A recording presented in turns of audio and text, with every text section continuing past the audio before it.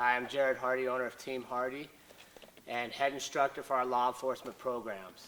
Any class you take with our company, I guarantee you, you will leave better equipped to not only teach your officers the physical and mental skills necessary for the ever-changing world we find ourselves in, but better equipped to teach them in the spiritual and mental side of getting the most out of this career, making a difference in their community, and ultimately leaving a legacy in your agency, not based on your skills, but because of who you were, how you presented, and putting your students first.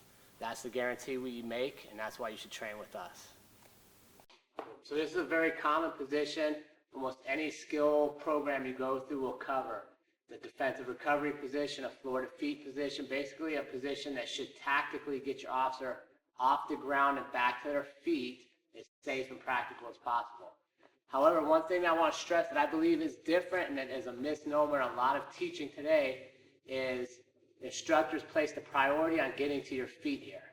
And I disagree. The first priority is protecting your weapon, and the second priority is getting back into that fight at whatever level you can get to tactically have an advantage. So in this example, Matt Erm is on the ground. If you notice, his right elbow and his right hip are coming together, protecting his gun. That does not allow the bad guy an opportunity to grab the gun and make this a weapon retention situation.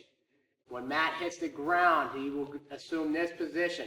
If he has space from the perpetrator, suspect, bad person, whatever you want to call him in your training environment, he will post up, come up on his hand, and evaluate. Again, the goal isn't necessarily to get to his feet as fast as possible, it's to get back in the fight. So from here, if Matt has space, he will post up, shoot his right leg through, come to a kneeling position, again evaluating the threats present, and if possible back to his feet, creating distance, and then he can transition to any of the tools on his belt.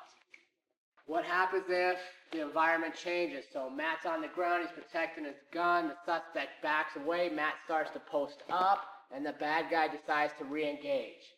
Well, Matt should be able to know that he could transition to a taser, pepper spray, or any of his other tools from this position. But many times we will not instruct our students on how to do this, practice how to do it, and make sure mentally they understand when they would do it. The same thing applies when Matt posts up to his kneeling position. He evaluates.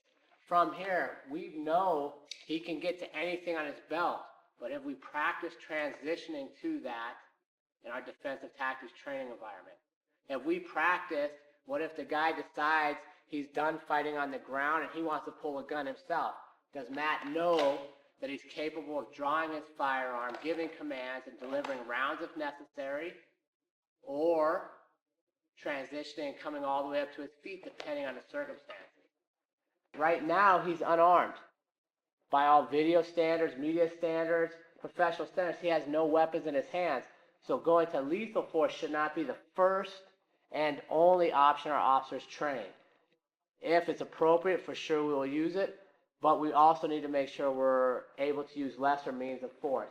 Because quite honestly, if Matt can just get to his feet here without engaging him and then transition on his feet, we're all better off. The reality is the biggest mental stresses that go into performance or going into the unknown is not our physical skills, it's knowing the why and the what if things fail. So you must train that in your defensive tactics classrooms and skill training sessions so that on the street, the officers know exactly what they're supposed to do next.